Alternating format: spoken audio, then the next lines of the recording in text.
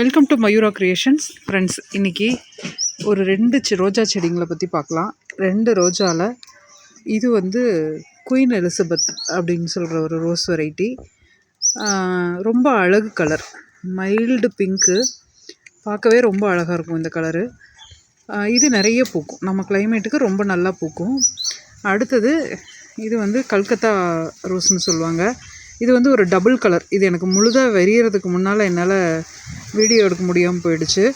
லைட்டாக ஆரஞ்சும் எல்லோவும் மிக்ஸ் ஆனது. இது ரெண்டுமே ஸ்ரப் ரோஸ் வெரைட்டிஸு. நல்ல பூக்கக்கூடிய தன்மை உள்ளது. நம்ம கிளைமேட்டுக்கு கொஞ்சம் பெரிய பூவாக வேணும்.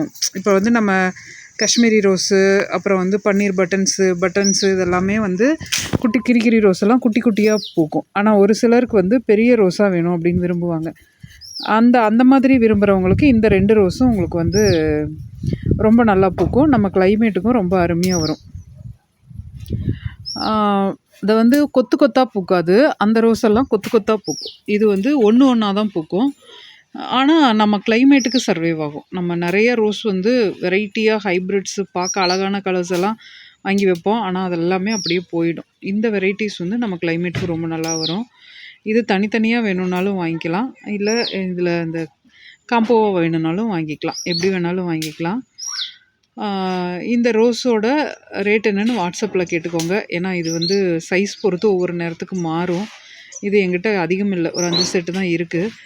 அதனால் வந்து தேவைப்படுறவங்க நீங்கள் வாட்ஸ்அப்பில் ஆர்டர் பண்ணிக்கோங்க. எல்லா ரோஸும் வளர்க்குற மாதிரி ரொம்ப ஈஸியாக வளர்க்கக்கூடிய ரோஸ் தான். ஒரு தடவை பூத்து முடிச்சிருச்சுன்னா அழகாக கட் பண்ணி விட்டுருங்க. கட் பண்ணி விட்டு கொஞ்சம் உரம் போடுங்க. டிஏபியோ மண்புழு உரமோ ஏதோ ஒன்று கொஞ்சம் போடுங்க. நல்லா கப்புன்னு பிடிச்சிட்டு அழகாக வளர்ந்து அழகாக பூக்கிறக்க ஆரம்பிச்சிடும். இதுலேயே இந்த பக்கம் ஒரு ரோஸ் இருக்குது பாருங்கள், இது போயிடுச்சு, அவ்வளோதான், இதாகிடுச்சு.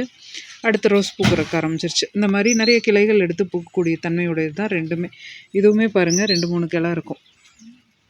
தேவைப்படுறவங்க வாட்ஸ்அப் பண்ணுங்கள். இது போல் பயனுள்ள தகவல்களுக்கு நம்ம சேனலை சப்ஸ்கிரைப் பண்ணுங்கள், லைக் பண்ணுங்கள், ஷேர் பண்ணுங்கள். தேங்க்யூ.